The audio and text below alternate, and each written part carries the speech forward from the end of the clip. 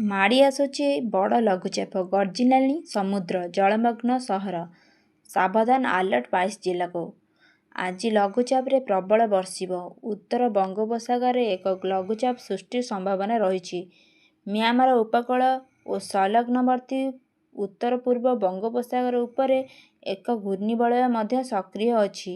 ପ୍ରଭାବରେ ଉତ୍ତର ବଙ୍ଗୋପସାଗରରେ ଲୋ ପ୍ରେସର ସମ୍ଭାବନା ଥିବାର ପୂର୍ବାନୁମାନ କରିଛି ଆଞ୍ଚଳିକ ପାଣିପାଗ ବିଭାଗ କେନ୍ଦ୍ର। ଆସନ୍ତା 5 ତାରିଖ ଯାଏଁ ରାଜ୍ୟର ବିଭିନ୍ନ ସ୍ଥାନରେ ପ୍ରବଳ ବର୍ଷା ପାଇଁ ୟେଲୋ ଆଲର୍ଟ ଜାରି କରାଯାଇଛି।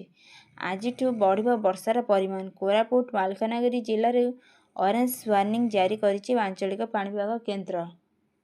ସେହିପରି ପ୍ରବଳ ବର୍ଷା ସମ୍ଭାବନା ଥିବାରୁ କଳାହାଣ୍ଡି, କନ୍ଧମାଳ, ରାୟଗଡ଼ା, ଗଜପତି, ନବରଙ୍ଗପୁର, ନୂଆପଡ଼ାକୁ ଦିଆଯାଇଛି ୟେଲୋ ୱାର୍ଣ୍ଣିଂ। ବିଜୁଳି ଘଡ଼ଘଡ଼ି ସମ୍ଭାବନା ପାଇଁ 22 ଜିଲ୍ଲାକୁ ୟେଲୋ ଆଲର୍ଟ ଜାରି କରାଯାଇଛି। ବର୍ତ୍ତମାନ ଘୂର୍ଣ୍ଣିବଳୟ ସହ ମୌସୁମୀ ଟ୍ରଫ୍ ପ୍ରଭାବରେ ରାଜ୍ୟର ବିଭିନ୍ନ ସ୍ଥାନରେ ବର୍ଷା ଲାଗି ରହିଛି। ଗାଙ୍ଗେୟ ପଶ୍ଚିମବଙ୍ଗ ଓ ଓଡ଼ିଶା ଉପକୂଳରେ ଉତ୍ତର ପଶ୍ଚିମ ବଙ୍ଗୋପସାଗର ଉପରେ ସମୁଦ୍ର ପତ୍ତନଠାରୁ 1.5 ଏବଂ 5.8 କିଲୋମିଟର ଉଚ୍ଚତାରେ ଏକ ଘୂର୍ଣ୍ଣିବଳୟ ସୃଷ୍ଟି ହୋଇଛି। ଏହା ଦକ୍ଷିଣ ପଶ୍ଚିମ ଆଡ଼କୁ ଉଚ୍ଚତା ସହ ଢଳି ରହିଛି। ଏହା ପ୍ରଭାବରେ ଆଜି ଉତ୍ତର ପଶ୍ଚିମ ବଙ୍ଗୋପସାଗରରେ ଏକ ନୂଆ ଲଘୁଚାପ ସୃଷ୍ଟି ହେଉଛି। ଲଘୁଚାପ ପ୍ରଭାବରେ ଆଗାମୀ 5 ଦିନ ଯାଏଁ ଓଡ଼ିଶାକୁ ପ୍ରବଳରୁ ଅତି ପ୍ରବଳ ବର୍ଷା ହେବାର ସମ୍ଭାବନା ରହିଛି।